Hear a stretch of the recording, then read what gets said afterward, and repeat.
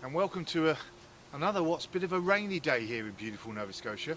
Welcome to my channel, The Optimistic Gardener. My name is Steve Farley. So, a bit of a rainy day, but that's good because it means the blackfly are all still soaking and they're not really going to bother me in this film, hopefully. So, I am going to be put a row of bushes in today. So one of the things I've noticed since I've lived in Canada and travelled around North America is all your properties seem to be open to each other's properties. There never seems to be any fencing or bushes, etc. Now that may be because you know, a lot of people's properties are quite large, but even in suburban areas, I don't see those white picket fences as much as I would expect to see, or bushes between people's gardens. Now, it's not as if I'm up to anything nefarious or prancing around the garden naked, at least not in this weather anyway. But I like a bit of privacy. I don't want everybody seeing my goings on all the time. Plus, I like the effect that bushes give you, of that sort of room, you know, a different room. And the garden is a different room of your property, a different room to your house, from the bedroom to the bathroom to the garden. And with a large 1 acre sort of plot, I've got quite a lot of rooms I can make. So one of those rooms is I just want to start to put boundaries around my property so that, you know it's mine. An Englishman's property is his castle, and this property needs a bit of a moat, or at least some bushes.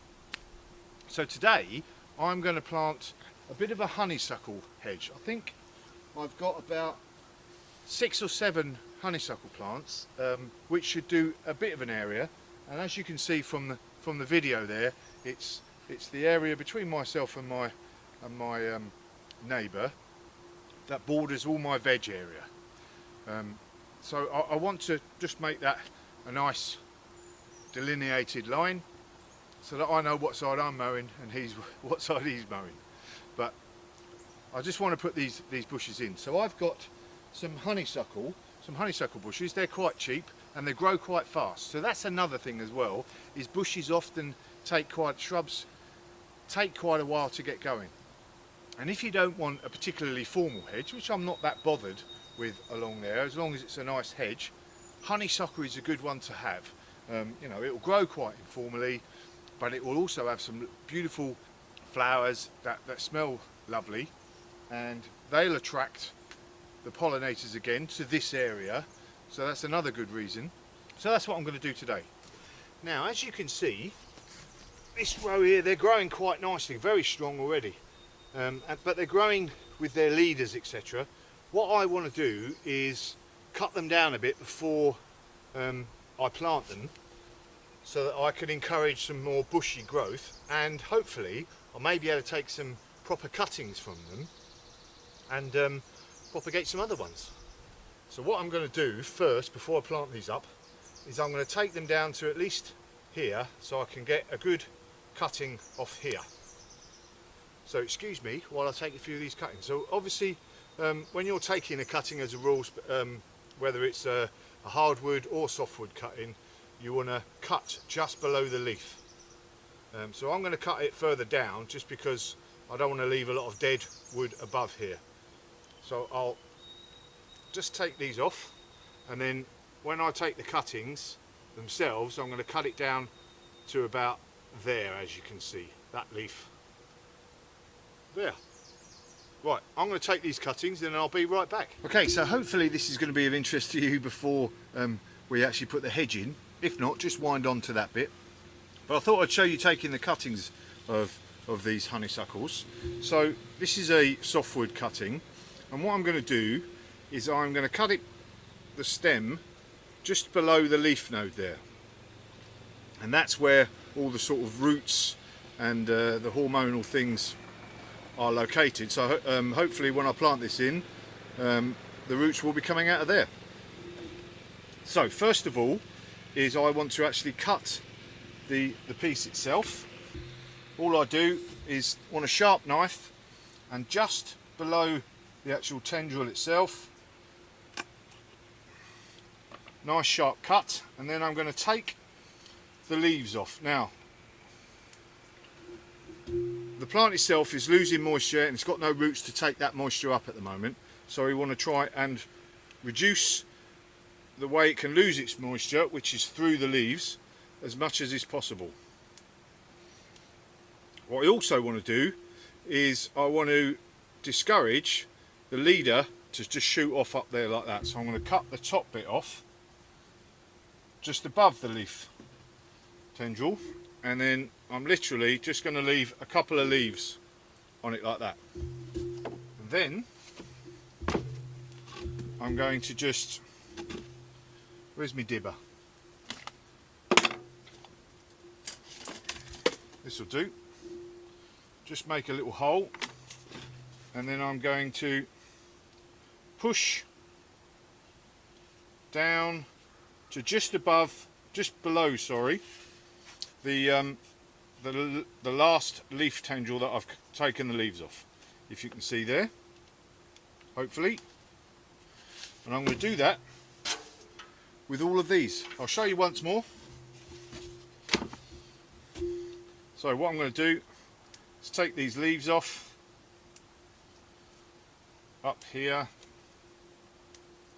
and then this bottom leaf tendril here, make the cut just below it, as you can see. Take these last, cut this top off, and there we go, that is going in. I want to place the actual cuttings around the edge of the pot. If you've got a clay pot, that's even better, because it's less chance of it losing water. I haven't got any clay pots available, unfortunately, but this will do. So I'm going to carry on and do these, and then I'll be right back and it's time to do some digging. Okay, so that's this lot all done. Now I'm not expecting them all to take. I'm not expecting.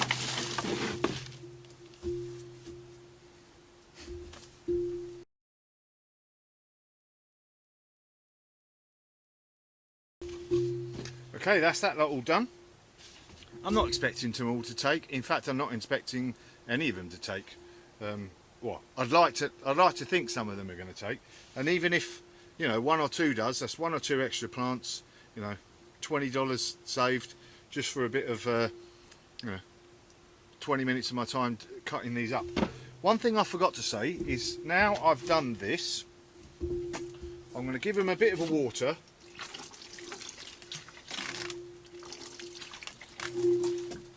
And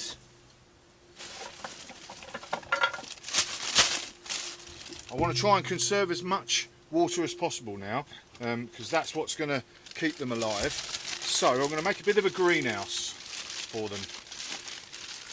I'm going to put them in this. Now I'm going to put this in a semi-shady sort of area, nice and cool. That's not going to get too much any blaring sun really. So I'm going to put it under the eaves of my shed, and then when I'll be checking it every now and then, make sure it's watered enough, and then when I see roots coming out the bottom, hopefully, then I'll pot them up into individual pots. Right, on to the digging. Okay, so first things first, I want to dig these out and then transport them over to where I'm going to be digging them in. So I want to get quite wide away from where the actual plants are to make sure I get as much of the roots as possible, not disturb the root ball. What's that, mate? I'm going to put them down there, yes. And I'm going to make a nice hedge all the way along. I'm going to get on with it. Next door's boy. Nice little kid. Right.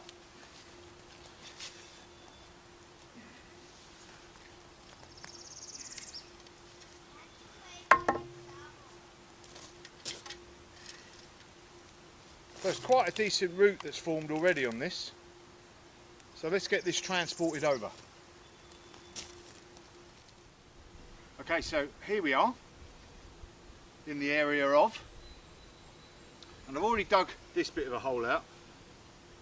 The roots are not too long, so I didn't have to do too much of a hole. Any of you guys that have seen my videos before obviously know that we are full of rocks here in this part of Nova Scotia, and my earth isn't that good. Although down here it's a lot better, and I think that's obviously a lot to do with the grass and then rotting down and the grass rotting down. So that's not too bad, but I've got some other decent earth there to fill in and mulch over with. So we want to plant it just about exactly where we took it out from, really. So just above where the roots start, which is about right there. So get some earth in just to keep it up.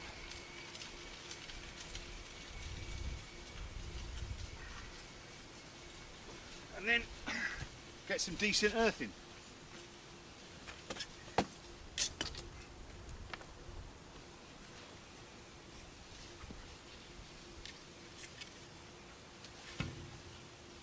So this is, you can see, much better quality of earth here. Give it a better chance to grow.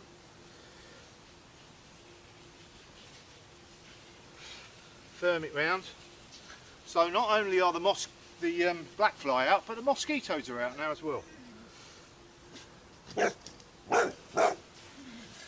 And next door's dog.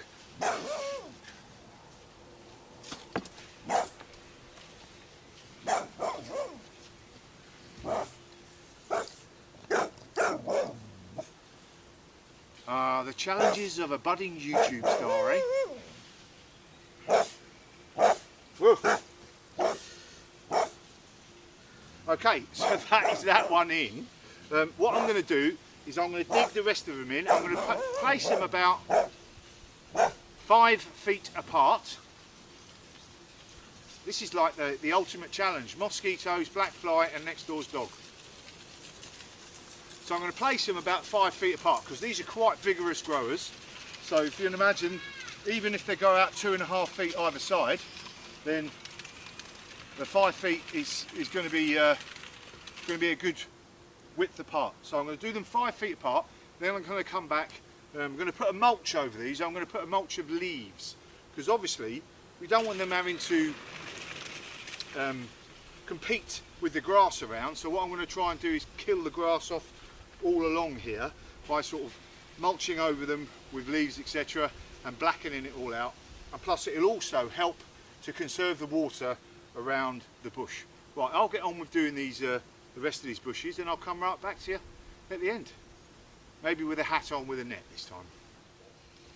Okay, so I've planted all the bushes all the way down, as you can see. For some reason I've gone a bit wonky with one, but I'm going to make this quick now because the hound of the Baskervilles next to me just doesn't seem to want to leave me alone. I've given them all a good water, and even though it has rained today, I want to make sure that they've had a good water again, and that's what I've done. So I'm going to give it a good mulch now, and like I said, I don't want it to have to compete with all the grass, etc., around it. Oh, this is a laugh. So there's another reason why I want this hedge up.